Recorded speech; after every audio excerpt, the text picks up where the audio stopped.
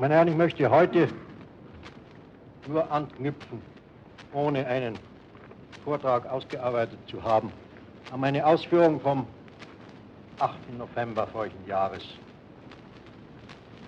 und möchte einen Rundgang über die äußere Ringstraße der Festung Europa vornehmen. Ich fange mit der Ostfront an. Die Lage an der Ostfront hat sich trotz aller Schwierigkeiten nicht so krisenhaft entwickelt, wie ich es vor Monaten, vor 3-4 Monaten erwartet habe. Der Russe hat seinen Ansturm fortgesetzt. Ununterbrochen läuft der Angriff bald hier, bald dort, seit dem Mitte Juni vorigen Jahres. Eine Leistung, von der man unumwunden sagen muss, dass sie keine andere Wehrmacht der Welt in diesem Umfang durchführen könnte. Wir erleben das auf dem italienischen Kriegsschauplatz, wo die Angriffe sofort nach schweren Verlusten eingestellt werden, umgruppiert wird, im kleinen Rahmen nur durchgeführt werden. Aber dieses unaufhörliche Angreifen, heute hier und morgen dort und vielfach mit denselben Stoßtruppen, denn es sind ja immer nur die Panzerkorps, die praktisch den Angriff führen, das ist eine ganz unglaubliche Leistung. Durch das zähe und notwendige Festhalten, besonders im Süden der Ostfront, war schon vor Monaten eine Situation entstanden mit einem rechten Flügel ganz weit im Osten und einem ganz weit zurückgebogenen linken Flügel, die ich für auf die Dauer kaum haltbar hielt. Heute ist das in noch ausgesprochenerem Maße der Fall. Während der rechte Flügel auf der Krim festhält und dann über Kirovograd allmählich in südwestlicher Richtung verläuft, steht der linke Flügel etwas vorwärts Kowel. Also wir haben gar nicht mehr eine Ostfront, sondern wir haben eine Front, die von Rhein nach Nordosten gerichtet ist. Von einigen Krisen abgesehen, die durch das zähe Festhalten an einzelnen Punkten entstanden sind, wie die letzte Einschließung des 11. Korps, hat überraschenderweise, kann ich nur sagen, die Truppe die Belastung im großen Zusammenhang gebracht. Es sind eine Reihe von rückläufigen Bewegungen bei den Russen eingetreten durch unsere Gegenangriffe, die sich wahrscheinlich setzen werden, insbesondere am äußersten linken Flügel, wo es eine Zeit lang aussah, wie wenn bereits Lemberg bedroht wäre. Diese Gefahr ist zunächst gebannt und wird meines Erachtens vor dem Sommer, vor einer Trockenperiode im großen Umfang auch nicht wieder aufleben. Norwegen. Gegen meine letzten Ausführungen keinerlei Veränderungen, außer, wie ich eben schon sagte, dass wir eine Division aus Norwegen weggenommen haben und dafür eine neu aufgestellte nach Norwegen transportieren, die bis zum Frühsommer dort wieder bereit sein wird. Die Aushilfe, die wir Finnland gegeben haben, bestand darin, dass wir uns verpflichtet haben, eine Division der finnischen Front durch eine deutsche zu übernehmen und abzulösen, damit die deutsche Front des Gebirgs AOK 20 zu schwächen und dafür den Finnen die Möglichkeit zu geben, eine weitere Division sich freizumachen, in Reserve zu stellen. Diese Entgegenkommen haben Sie besonders dankbar anerkannt. Norwegen und Dänemark, wie gesagt, keinerlei Veränderung gegenüber der letzten Lage. Italien. In Italien ist viel mehr Krieg, wie man sich das vorstellt.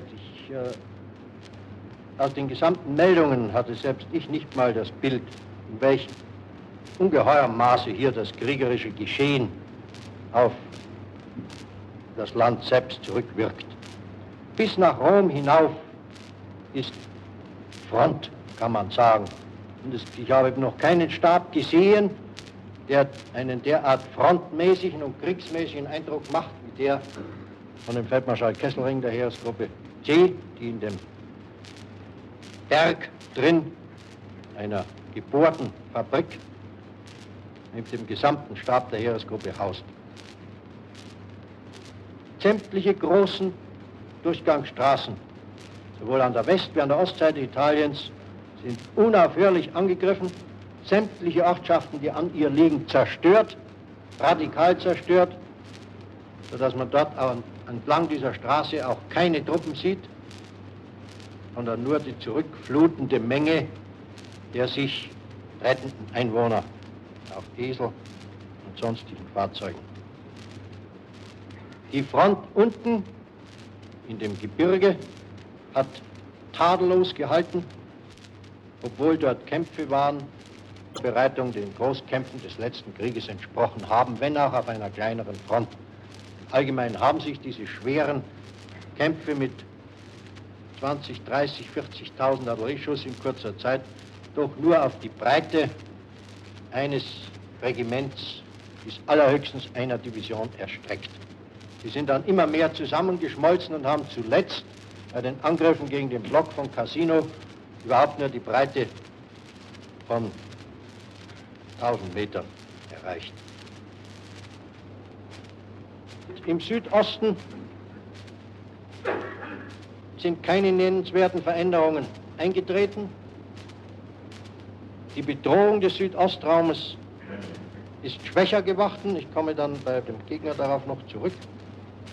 Wir haben eine Division abziehen können nach Italien und wir haben weitere Divisionen bereit und gruppieren sie an der großen Bahn von Agram über Belgrad nach Athen, um sie je nach Entwicklung der Lage bereit zu haben. Entweder für eine Großinvasion im Westen oder eventuell noch zum Einsatz in Italien oder zur Verwendung bei Bulgarien, an der bulgarischen Front.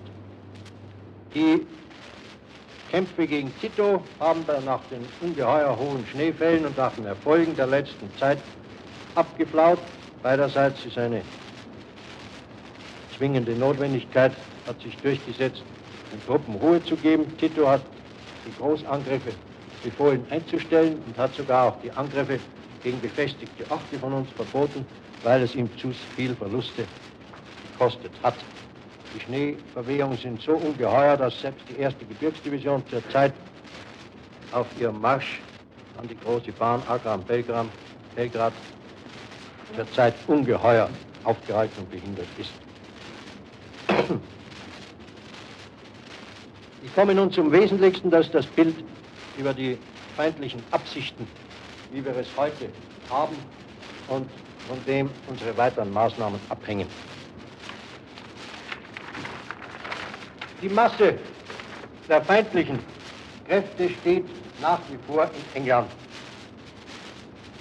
Sie ist dort mit 54 bis 55 Divisionen anzunehmen. Die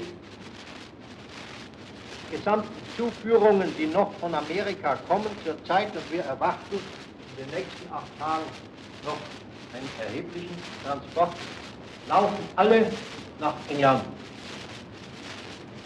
Die bemerkenswert ist eine Verschiebung der Kräfte von Norden, von Schottland und von Mittelengland nach Süden und im Süden auch schon beginnend eine Verschiebung in dieser Richtung. Die Masse der Luftlandedivision liegt hier. Also es ist gar kein Zweifel, von England aus wird die Invasion zurzeit und heute noch im größten Umfange gegen Frankreich vorbereitet. Könnte auch sein gegen Niederlande und Dänemark, aber hier nur als Ablenkung, denn sonst würde diese Bewegung hier nicht stattfinden. Die Luftlandedivisionen sind hier und das bringt mich dazu, dass ich an diese Teile denke, wo eine große Luftlandeaktion einsetzen könnte, um hier einen Brückenkopf nach rückwärts abzuschirmen und abzuschließen und dann frontal und umfassend einen der großen Häfen, Brest oder Cherbourg, hier zu nehmen.